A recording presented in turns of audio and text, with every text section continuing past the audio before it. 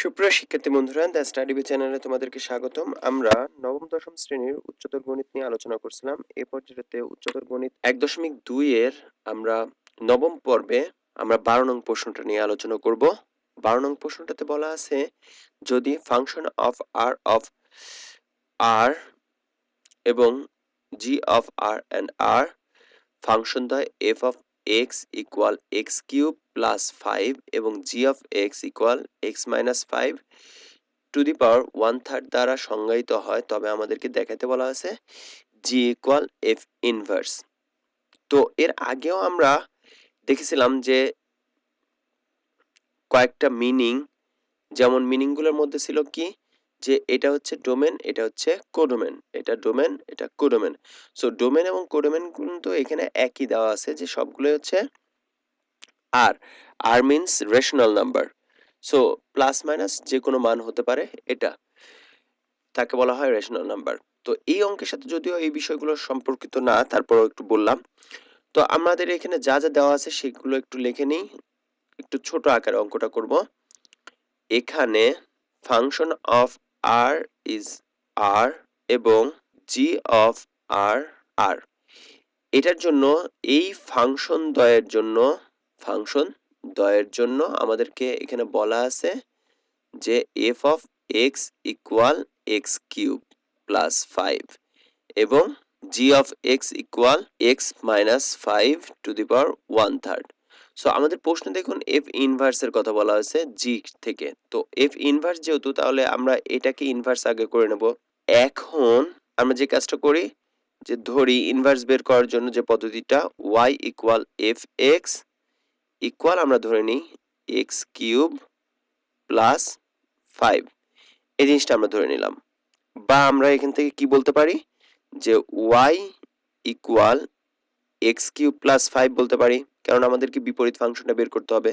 বিপরীত ফাংশন বের করার নিয়ম অনুযায়ী এক্সটাকে y এর মাধ্যমে রূপান্তরিত করব। তো আমরা বলতে পারি যে X cube plus 5 equal Y. 5টাকে ওই পাশে নিয়ে যাব, যেহেতু বাম পাশে প্লাস আছে, ডান পাশে গেলে পরে মাইনাস হয়ে যাবে। সো এক্স কিউব ইকুয়াল কি হবে, ওয়াই মাইনাসের 5। এখন দেখুন এখানে ঘন আছে, এক্স কিউব আছে। সো ওই পাশে গেলে আমরা সাধারণত কি দিই, এই চিহ্নটা, যে এই পাশে গেলে এই পাশে যে যে জিনিসটাই থাকুক না তার উপরে এইভাবে ঘনমূল হবে। আরেকটা জিনিস দেখুন, এই ঘনমূল থাকার অর্থ, আমরা জানি যে কোনো কিছুর উপরে রুট থাকার অর্থ তার উপরে পাওয়ার হাফ চলে যায়। কোনো কিছুর উপরে এখানে যদি 3 থাকে, তাহলে সেক্ষেত্রে কি হয়ে যাবে, 1/3 চলে যাবে। যদি এখানে 4 থাকতো তাহলে কি হতো, 1/4 হয়ে যেত। 5 থাকলে 1/5 হয়ে যেত, এই ধরনের, তাই না? তো এখানে যেহেতু ঘনমূল আছে এক্সটা, তাহলে এক্স ইকুয়াল আমরা কি বলতে পারি, যে রুট ওভার ওয়াই মাইনাস 5, এইখানটাতে আমরা 3 দিতে পারি। সো এখানে আরেকটা লাইন করব, সেটা হচ্ছে Y minus 5 whole to the power এই 3, তার মানে 1/3 আমরা লিখতে পারি, তাই তো?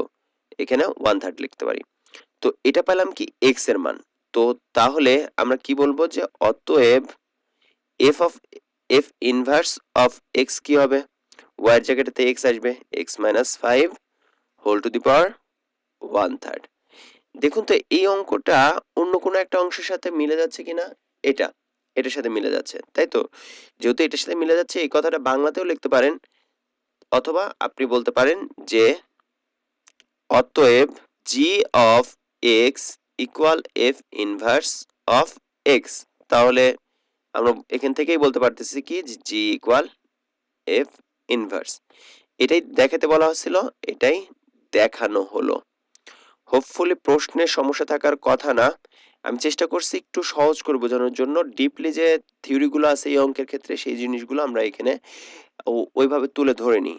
অনেক কিছু ব্যাখ্যা করা যেত, মানে হচ্ছে অনেক কিছু বর্ণনা করা যেত টাফলি না দেখে আমরা সহজ ভাষাতে কিভাবে সমাধান করা যায় সেটা আমরা দেখিয়ে দিয়েছি।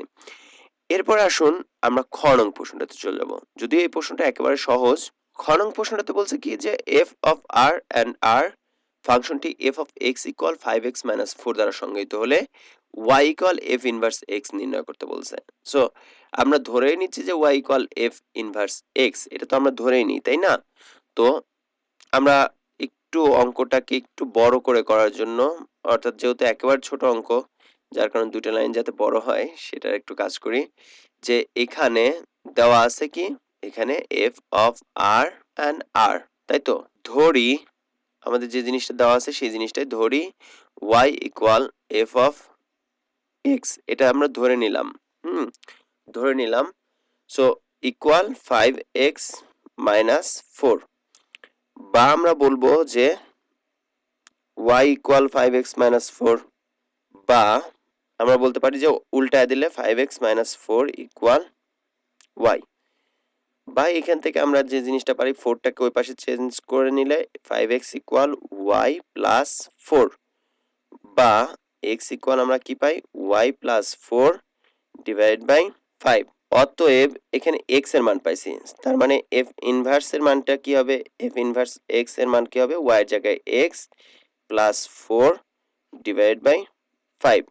সো এটা আসলো কিন্তু আলটিমেটলি f ইনভার্স x, তাই তো?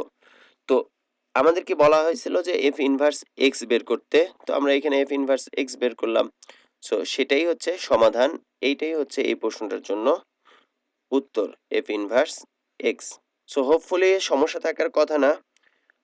এই জায়গাটাতে যখন আমরা ধরতেছিলাম তার আগে কয়েকটা কথা লিখে নেওয়া যায়, যেটা হচ্ছে যে f অফ x এর ক্ষেত্রে f ইনভার্স x মানে হচ্ছে যে y, যেটা আমরা ধরলাম সেক্ষেত্রে আমরা বলতে পারতাম যে y equal f of f inverse y, এভাবে বলতে পারতাম। তাহলে f ইনভার্স y এর যখন মানটা বের করতাম তাহলে আলটিমেটলি তারপরে আমরা ওয়াইটা বের করতাম। ওটা একটু টাফ থিওরি হয়ে যায়, যে জিনিসটা আমি চাচ্ছি না যে স্টুডেন্টের মাথার মধ্যে এখনই ঢুকানোর জন্য, কারণ অনেক স্টুডেন্ট আছে অনেক কম বোঝে, তাদের জন্য আমি জাস্ট ভিডিওটা তৈরি করি। যারা একটু বেশি বোঝে তারা আরও অনেকগুলা টিচার আছে যারা আরও অনেক ভালো বোঝায়, চেষ্টা করবেন তাদের ভিডিওগুলোও দেখার জন্য। আমি শুধুমাত্র বলতেছি না যে আমার ভিডিওটাই দেখতে হবে, চেষ্টা করবেন অন্যান্য টিচারদের ভিডিওগুলো এর সাথে সাথে দেখে নেওয়ার জন্য। তো এটা একেবারে সহজ প্রশ্ন, আমরা 13 নং প্রশ্ন থেকে আমাদেরকে গ্রাফ করতে হবে।